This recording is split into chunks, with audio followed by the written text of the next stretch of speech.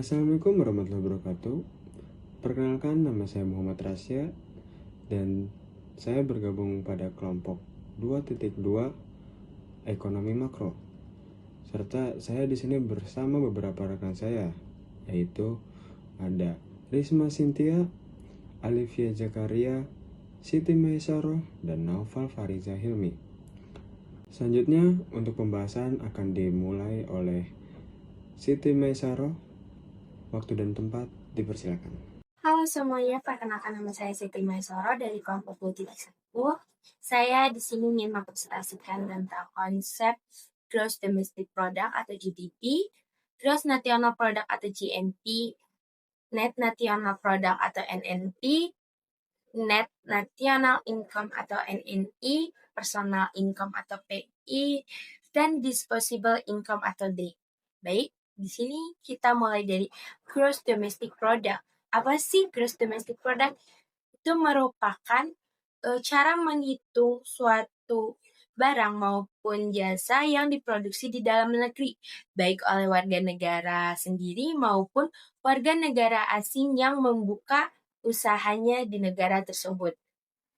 Kemudian ada Gross National Product atau GNP, adalah cara menghitung semua barang maupun jasa yang diproduksi oleh warga negara asli, baik di dalam negeri maupun di luar negeri. Kemudian ada Net National Product, merupakan konsep pendapatan nasional yang hanya dilihat dari laba yang diperoleh karena tujuannya adalah untuk mencari neto atau nilai bersih dari suatu produksi. Nilai bersih ini kita bisa dapatkan dari penyusutan dari pendapatan GNP. Kemudian ada NNI. Ini merupakan ukuran yang didapatkan oleh masyarakat setelah dikurangi oleh pajak dan juga NNP. Ini merupakan indikator kesejahteraan masyarakat karena mencerminkan pendapatan masyarakat yang real. Dan ada personal income atau PI. Ini merupakan pendapatan nasional secara individu. Individu di sini adalah seorang pekerja yang mendapatkan upah atau gaji dari hasil kerja kerasnya. Dan ini itu masih harus dipotong oleh pajak ataupun asuransi. Lalu ada disposable income atau DI, merupakan pendapatan yang digunakan untuk kebutuhan sehari-hari dan keinginan saat penerima upah atau gaji setelah dipotong pajak, BPJS, dan lain-lain. Atau bisa disebut disposable income ini tersendiri adalah hasil real ataupun laba bersih yang didapatkan oleh seorang pekerja. Baik, sebelumnya perkenalkan saya Risma Sintia. Di sini saya akan membahas perbedaan beberapa konsep pendapatan nasional yang sering muncul dalam ekonomi makro. Seperti tabel di atas, perbedaan pertama GDP dan GNP. GDP atau Gross Domestic Product dihitung berdasarkan lokasi kegiatan ekonomi. Artinya apa? Semua produksi yang terjadi di dalam suatu negara, baik oleh warga negara lokal maupun asing, tetap dihitung sebagai GDP. Sementara itu, GNP atau Gross National Product didasarkan pada kepemilikan faktor produksi. Jadi yang dihitung adalah pendapatan warga negara, baik yang diperoleh di dalam maupun di luar negeri. Lalu yang kedua ada perbedaan GNP dan NNP. NNP atau Net National Product diperoleh dengan cara mengurangi GNP dengan penyusutan barang modal. Contohnya seperti mesin, pabrik, dan kendaraan. Penyusutan ini penting karena mencerminkan nilai produksi yang benar-benar bersih. Lalu yang ketiga ada perbedaan NNP dan NNI. NNI atau Net National Income didapat dari NNP setelah dikurangi pajak tidak langsung dan ditambah subsidi. Konsep ini menunjukkan pendapatan nasional yang benar-benar diterima oleh faktor produksi. Lalu yang keempat ada perbedaan NNI dan PI. PI atau Personal Income adalah pendapatan yang benar-benar diterima oleh masyarakat. Nilai ini diperoleh dengan menyesuaikan NNI, yaitu dengan menambahkan transfer payment seperti bantuan sosial dan pensiunan, serta mengurangi laba yang ditahan oleh perusahaan. Lalu yang terakhir ada perbedaan PI dan DI. DI atau disposable income ini merupakan pendapatan yang siap digunakan oleh masyarakat. Nilainya diperoleh dari PI setelah dikurangi pajak langsung seperti pajak penghasilan. Inilah pendapatan yang bisa digunakan untuk konsumsi maupun tabungan. Lalu kesimpulannya adalah setiap konsep pendapatan nasional menunjukkan sudut pandang yang berbeda, mulai dari aktivitas produksi, terus juga pendapatan nasional bersih, hingga pendapatan yang benar-benar diterima oleh masyarakat. Terima kasih, mungkin itu saja yang bisa saya jelaskan tentang perbedaan ini. Selanjutnya akan disampaikan oleh rekan saya. Assalamualaikum warahmatullahi wabarakatuh. Perkenalkan, nama saya Alfia Zakaria. Saya dari kelas MN 25H, kelompok 2.1 Ekonomi Makro, akan menjelaskan tentang rumus pendapatan nasional. Rumus pendapatan nasional GNP atau Gross Domestic Product, yaitu nilai produksi di dalam negeri. GNP atau Gross National Product, rumusnya itu GDP ditambah pendapatan neto dari luar negeri, pendapatan warga negara Indonesia di luar negeri, pendapatan warga negara asing di dalam negeri. Selanjutnya itu NNP atau Net National Product. Rumusnya itu GNP dikurangi penyusutan nilai barang, modal dan modal yang berkurang. Selanjutnya itu NNI atau Net National Income. Rumusnya itu NNP dikurangi pajak tidak langsung, pajak yang dibebankan pada barang atau jasa. FI atau Personal Income, NNI ditambah transfer payment, bantuan sosial, dikurangi iuran asuransi dan laba ditahan, keuntungan perusahaan yang tidak dibagikan. Selanjutnya itu DI atau Disposable Income. Rumusnya itu FI dikurangi pajak langsung, pajak yang langsung dibebankan pada pendapatan. Konsep sudah selesai, mari kita berhitung. Seperti yang teman-teman lihat, di belakang saya ada deretan seperti produk domestik bruto senilai 130, pendapatan neto ada di 5.000, dan pajak tidak langsung 9.000 dan lain-lain. Di sini kita akan menghitung tentang Gross National Product, Net National Product, Net National Income, lalu Personal Income, dan terakhir Disposable Income. Yang pertama, kita akan menghitung tentang Gross National Product. Nah, di sini rumus dari GNP adalah GDP atau Gross Domestic Product ditambah pendapatan neto. Lalu, GDP-nya kita udah ketahuan sebesar 130.000. Lalu, kita tambahkan dengan pendapatan netonya itu adalah 5.000 dan hasilnya adalah 135.000. Jadi, Gross National Product-nya adalah 135.000. Dilanjut dengan Net National Product atau NNP. Rumusnya adalah GDP atau Gross National Product dikurangi oleh penyusutannya. Di sini kita tahu GNP-nya itu adalah 135.000, maka kita tinggal kurangi dengan penyusutannya adalah 6.000. Kita mendapatkan hasil di 126.000. Kemudian ada Net National Income atau NNI. Rumusnya adalah NNP dikurangi pajak tidak langsung. Di sini kita udah mengetahui NNP-nya adalah 129.000, maka kita tinggal kurangkan saja pajak tidak langsungnya adalah sebesar 9.000 dan hasilnya adalah 120.000.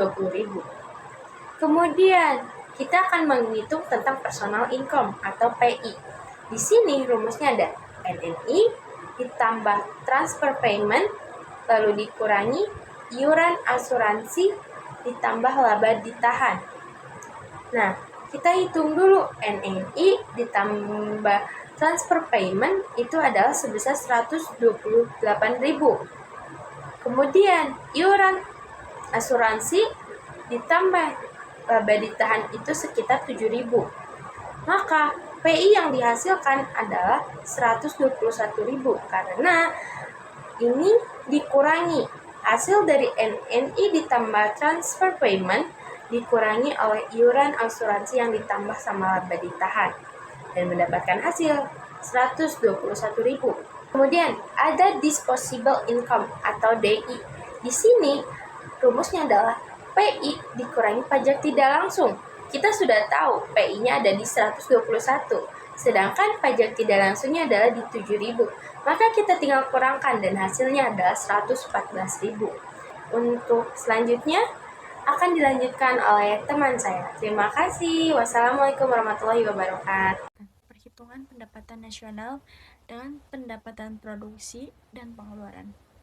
Pendapatan nasional dihitung dengan 3 cara utama, yaitu yang pertama, pendekatan produksi, yaitu menjumlahkan nilai tambah dari setiap sektor produksi, yaitu contohnya seperti pertanian, industri, jasa, dan lain-lain. Kedua, yaitu pendekatan pendapatan, menjumlahkan seluruh pendapatan yang diterima seperti upah, sewa, bunga, dan laba. Yang ketiga, yaitu pendekatan pengeluaran, menjumlahkan semua pengeluaran seperti konsumsi, investasi, pengeluaran pemerintahan, selisih, ekspor dan impor. Selanjutnya yaitu faktor perbedaan antara indikator.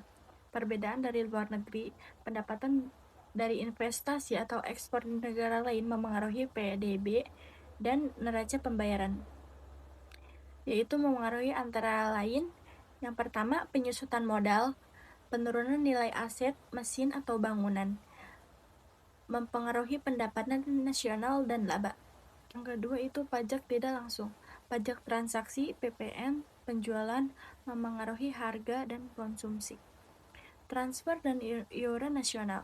Transfer dan iuran nasional yaitu pembayaran pemerintahan, tunjangan, dan kontribusi wajib dipengaruhi pendapatan dan kesejahteraan. Yang terakhir yaitu pajak penghasilan riba. Pajak penghasilan atas pendapatan individu yang memengaruhi konsumsi dan tabungan. Assalamualaikum warahmatullahi wabarakatuh. Saya Muhammad Rasya dari MN25H, kelompok 2.2 Ekonomi Makro. Di sini saya akan melanjutkan presentasi pada bagian pendapatan nasional dan pendekatannya. Pendapatan nasional dapat dihitung dengan 3 pendekatan, yaitu pendekatan pendapatan, produksi, dan pengeluaran. Berikut penjelasan. Yang pertama, pendekatan pendapatan. Pada pendekatan pendapatan, pendapatan nasional dihitung dengan menjumlahkan seluruh balas jasa, faktor produksi yaitu sewa, upah, bunga, dan laba. Dalam rumusnya adalah Y sama dengan R ditambah W ditambah I ditambah P. Berdasarkan data yang diberikan, upah dan gaji 8.500, sewa 1.200, bunga 900, dan laba 2.400. Maka pendapatan nasionalnya adalah Y sama dengan 13.000 miliar rupiah. Selanjutnya, pendekatan produksi. Pendekatan produksi menghitung pendapatan nasional dari nilai tambah yang dihasilkan oleh setiap sektor ekonomi. Nilai tambah diperoleh dari nilai output dikurangi biaya antara. Setelah dihitung pada seluruh sektor seperti pertanian, industri, pertambangan, jasa dan transportasi, dan logistik, diperoleh total nilai tambah sebesar 160.000 miliar. Jadi, DJP berdasarkan pendekatan produksi adalah 160.000 miliar rupiah yang menunjukkan total nilai barang dan jasa akhir yang dihasilkan dalam 1 tahun. Selanjutnya, yang ketiga adalah pendekatan pengeluaran.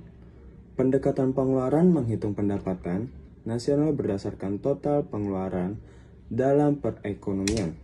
Rumusnya adalah Y sama dengan C ditambah I ditambah G ditambah X min M. Berdasarkan data, konsumsi 48.000 investasi 12.000, pengeluaran pemerintah 15.000, ekspor 10.000, dan impor adalah 7.000. Maka pendapatan nasionalnya adalah Y sama dengan 78.000 miliar rupiah. Selanjutnya, arti neraca perdagangan positif dan negatif. Pada data tersebut, ekspor lebih besar daripada impor, sehingga neraca perdagangan bernilai positif. Neraca perdagangan positif menunjukkan bahwa suatu daerah atau negara mampu menjual lebih banyak barang dan jasa ke luar negeri dibandingkan yang dibeli, sehingga berdampak baik bagi perekonomian. Sebaliknya, jika impor lebih besar daripada ekspor, maka neraca perdagangan bersifat negatif dan dapat melemahkan kondisi ekonomi. Sekian dari saya, selanjutnya akan dilanjutkan oleh rekan saya yaitu Noval Fariza Hilmi. Assalamualaikum warahmatullahi wabarakatuh. Perkenalkan semuanya, nama saya Noval Fariza Hilmi. Saya dari kelas MN25H, perwakilan dari kelompok ekonomi makro. Ingin menjelaskan tentang dampak penurunan penerimaan negara terhadap GDP. Seperti artikel yang kita cantumkan, yang telah kelompok kami cantumkan dalam PPT, bahwasannya di artikel itu ditulis penurunan ekonomi itu merosot hingga 7,8%. Dan sedangkan dalam kondisi normal, suatu ekonomi negara itu biasanya naik itu positif naiknya 3-6% per tahun. Dan bisa kita simpulkan, 7,8% penurunan ini bukan hanya tidak tumbuh, akan tetapi kehilangan hampir 8% dari total output ekonomi. Ini tuh setara dengan kemunduran ekonomi selama beberapa tahun sekaligus. Poin yang selanjutnya itu adalah penurunan dari segi pajak dan PNBP. Pajak dan PNBP itu merupakan sumber utama penerimaan negara. Dan jika keduanya menurun, maka dampak yang akan timbul yaitu ruang fiskal pemerintah menyempit. Dan dampak yang kedua itu pemerintah terpaksa mengurangi belanja publik. Dan poin yang ketiga itu belanja produktif atau infrastruktur pendidikan kesehatan tertunda. Akibatnya, komponen belanja pemerintah G dalam ini tuh poin yang di atas itu menunjukkan perlambatan aktivitas sebuah ekonomi nasional. Lalu lanjut di slide berikutnya itu adalah dampak penurunan penerimaan negara terhadap GDP, dampak terhadap GDP. GDP dipengaruhi oleh aktivitas produksi dan pendapatan nasional. Poin selanjutnya yaitu adalah penurunan penerimaan mencerminkan melemahnya produksi dan konsumsi. Dan jika berlanjut, pertumbuhan GDP itu dapat melambat. Slide selanjutnya itu adalah dampak penurunan penerimaan negara, pendekatan pengeluaran. Rumus yang digunakan penurunan penerimaan negara terhadap GDP yaitu GDP sama dengan C tambah I tambah G dalam kurung X dikurangi M. Belanja pemerintah sama dengan G berpotensi menurun, investasi dalam kurung I melemah akibat turunnya kepercayaan usaha. Dan terakhir konsumsi rumah tangga yaitu dalam kurung C ikut terdampak. Mungkin hanya itu yang bisa saya sampaikan. Terima kasih. Wassalamualaikum warahmatullahi wabarakatuh. Yang terakhir yaitu kesimpulan. Kesimpulan yang saya dapatkan yaitu turunnya pendapatan negara memaksa pemerintah untuk berhemat. Akibatnya, masyarakat mungkin mengurangi pengeluaran dan perubahan jadi kurang berinvestasi. Pada akhirnya, hal ini bisa menyebabkan penurunan GDP jika dihitung dari sisi pengeluaran. Demikian dari saya. Wassalamualaikum warahmatullahi wabarakatuh.